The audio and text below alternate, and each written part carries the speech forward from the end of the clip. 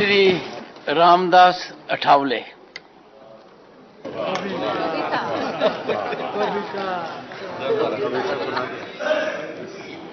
आदरणीय महोदय, मैं तो अन्याय के खिलाफ लड़ा हूं।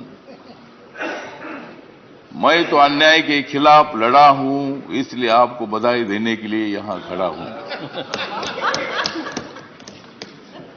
आपका अनुभव बहुत ही बड़ा है। आपका अनुभव बहुत ही बड़ा है, इसलिए आपने संघर्ष का पहाड़ चढ़ा है। मेरे पार्टी का मैं हूं अकेला। मेरे पार्टी का मैं हूं अकेला, लेकिन मेरे हाथ में है संविधान का पेला। मैं हूं मेरे पार्टी का अकेला, लेकिन मेरे हाथ में है संविधान का पेला। मैं तो हूं आपका सच्चा चेला।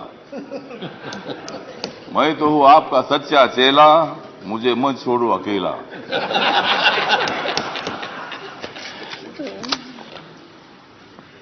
जिन्होंने उपराष्ट्रपति का सर किया है गढ़, जिन्होंने उपराष्ट्रपति का सर किया है गढ़, उनका नाम है धनखड़। हमें मिलकर उखाड़ देनी है विषमता की जड़। हमें मिलकर उखाड़ देनी है विषमता की जड़। इसमें जरूर सफल होंगे आदरणीय धनखड़। हाउस में जो सदस्य करेंगे फ्रैक्शन, हाउस में जो सदस्य करेंगे फ्रैक्शन, उनके ऊपर होनी चाहिए कड़ी एक्शन। हमें तो मजबूत करना है भारत नेशन। हमें तो मजबूत करना है भारत नेशन। हंगामा करने की हमें नहीं चाहिए फैशन। तो हमें पूरा विश्वास है कि आप बहुत बड़ा संघर्ष करते करते यहां पहुंचे हैं। गांव से आकर किसान के बेटे के माध्यम से आप इतने बड़े उच्च पद पर आए हैं।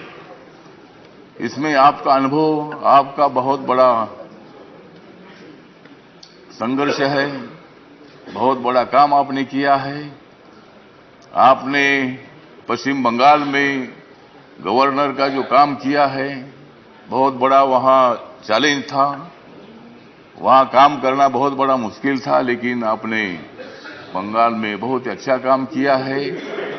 और बंगाल में अच्छा काम आपने किया है, इसीलिए आपको यहां लाने की कोशिश जरूर हुई है। मतलब आप एक संघर्षशील नेता है। मतलब वहां अगर आपका काम ठीक नहीं होता था तो शायद ये पद आपको मिलना बहुत बड़ा मुश्किल था, लेकिन आपने बहुत अच्छा काम किया है। ठीक बात है, बंगाल भी अपना ही है। सभी बंगाल के नेता भी अपने हैं। देश का एक वो राज्य है, और कोई भी राज्य हो, यहाँ किसी पार्टी की सत्ता आती है जाती है। कोई मुख्यमंत्री होता है, कोई नहीं होता है। कभी हम भी मतलब 3 बार सांसद रहे लोकसभा में, और मैं शिरडी में मैं हार गया, लेकिन मैं घर में बैठा नहीं। मैं घूमता रहा। मैं कांग्रेस पार्टी के साथ रहा। कांग्रेस पार्टी के मेरे सभी दोस्त हैं। समाजवादी पार्टी के मेरे दोस्त हैं। कम्युनिस्ट पार्टी के मेरे दोस्त हैं। और अभी बीजेपी के मेरे दोस्त हैं। मैं सब बीजेपी के साथ मैं आया हूं। और भारतीय जनता पार्टी के साथ मैं इसलिए आया हूं कि मुझे शिरडी में हारा गया। मुझे मंत्री ने बनाया, फिर मैं उधर क्या करूं। तो इसीलिए मुझे मतलब कांग्रेस पार्टी को छोड़ना पड़ा। और मैं नरेंद्र मोदी जी के नेतृत्व में सबका साथ सबका विकास दिख रहा है सारा प्रकाश। मतलब ये जो प्रकाश दिख रहा है, तो नरेंद्र मोदी जी के नेतृत्व में मैंने निर्णय ले लिया कि मैं बाबा साहब अम्बेडकर जी का अनुयायी हूं। बाबा साहब अम्बेडकर जी ने सत्ता में आना चाहिए बताया है। मेरी अकेली पार्टी सत्ता में नहीं आ सकती है, किसी के साथ मिलकर ही सत्ता में आ सकता हूं।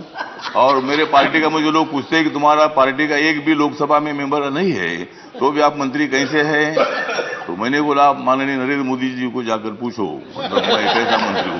मतलब मैं अकेला हूं, लेकिन मेरे पार्टी के लोग पूरे देश भर में है। नॉर्थ ईस्ट में मेरी पार्टी, सभी पार्टी है। और मुझे बोलने का मौका दे दीजिए। मुझे मालूम है कि आप बहुत अच्छे आदमी हैं और मैं आपको, हाँ, आप मुझे हर बार बोलते थे कि हमको कविता सुनाओ। अगर आप मुझे ज्यादा बोलने के लिए देंगे तो मैं कविता सुनाऊंगा, नहीं तो एक भी कविता नहीं सुनाऊंगा। तो ठीक बात है, तो इसीलिए मतलब कविता सुनाता भी रहूंगा। और आप एक अनुभव है तो इसीलिए अपोजिशन को भी आप मौका दे दीजिए, हंगामा करने के लिए मौका दीजिए, लेकिन एक आधा दिन हंगामा करने के लिए मौका दीजिए, दूसरे दिन एक्शन होना चाहिए और हाउस का काम भी मतलब चलना चाहिए। इसीलिए आप एक सर्वोच्च हाउस के आप चेयरमैन बन गए हैं। इसीलिए मैं, मेरी जो आरपीआई है, रिपब्लिकन पार्टी है, गरीबों की पार्टी है, दलितों की पार्टी है, इस पार्टी की तरफ से मैं आपके साथ हूं। मैं हमेशा आपको साथ देता रहूंगा और आप मुझे बोलने का मौका देते रहो। जय भीम, जय भारत।